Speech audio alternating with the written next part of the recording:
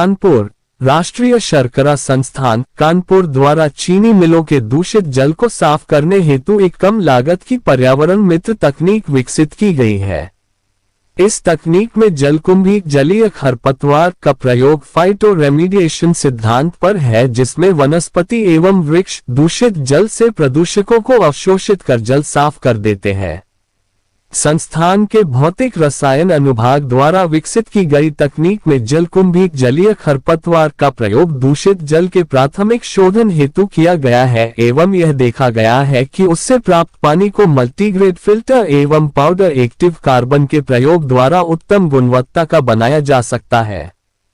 प्रयोगशाला में किए गए अनेकों श्रृंखलाबद्ध प्रयोगों में यह देखा गया कि जलकुंभी जलीय खरपतवार का प्रयोग बोर्ड कॉर्ड नाइट्रोजन सस्पेंडेड सॉलिड कीटनाशकों और हैवी मेटल्स को दूर करने में प्रभावी है।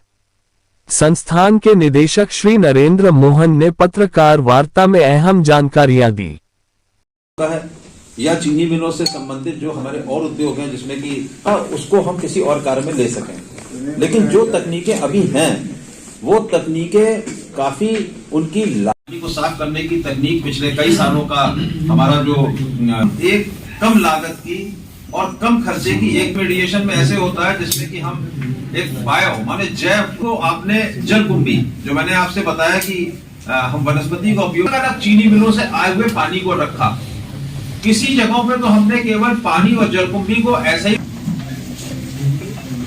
राष्ट्रीय शर्करा संस्थान का हमेशा को विकसित करे। जैसे आप जलकुंभी को जानते होंगे, हम जलकुंभी का प्रयोग किया कि पानी को किस प्रकार साफ करें जो चीनी मिलों से दूषित जल निकलता और उसके बहुत ही अच्छे परिणाम सामने आए। हमने जो हमारी संस्थान का हमेशा से ये उद्देश्य रहा है कि वो नई तकनीकों को सामने लाए जिससे देश के चीनी उद्योग को आगे ले जाया जा सके। आपको मालूम है कि हम लोग कभी कभी इस बात पे चर्चा जरूर करते रहे हैं कि चीनी उद्योग से प्रदूषण को कैसे कम किया जाए। प्रदूषण वायु प्रदूषण भी हो सकता है, जल प्रदूषण भी हो सकता है, और जल प्रदूषण के प्रति हम लोग काफी संजीदा थे कि चीनी मिलों से जो दूषित जल निकलता है वो कम मात्रा में कैसे निकले और किन तकनीकों का प्रयोग किया जा सके ताकि कम लागत में उस पानी का शोधन किया जा सके। दूसरी चीज ये थी कि हम ताजे पानी की खपत को कम कैसे करें, माने जो हमारा दूषित जल निकल रहा है उसको हम शोधित करें और पुनः उसका चीनी मिल में इस्तेमाल कर सकें या कहीं और इस्तेमाल कर सकें और ताजे पानी की खपत को कम कर सकें।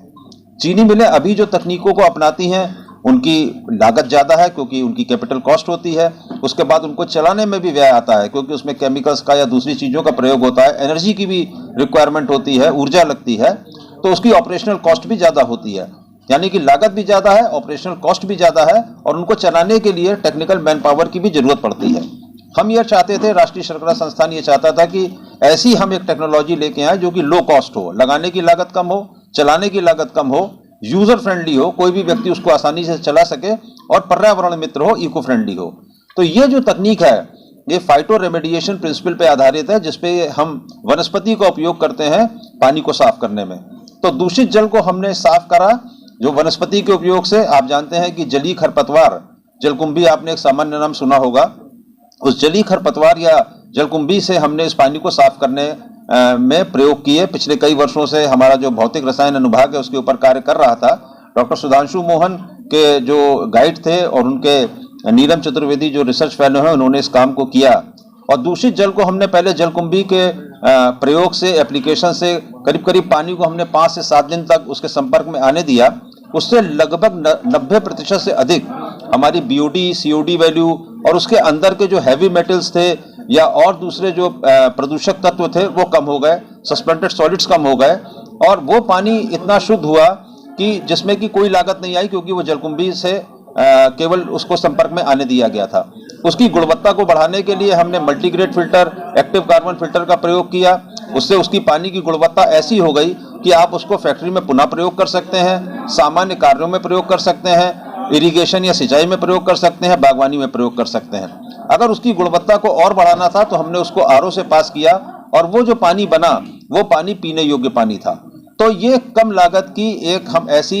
तकनीक सामने लेके आए जिससे कि चीनी मिलों को लाभ होगा, वो उस पानी को पुनः प्रयोग में लाएंगी, ताजे पानी की खपत होगी और एक हमारा जो विजन है 2040 कि चीनी मिलें बाहर से बिना पानी लिए हुए अपनी फैक्ट्री को चलाएं और साथ ही समाज को पानी दें, ये जरूर सपना साकार हो सकेगा।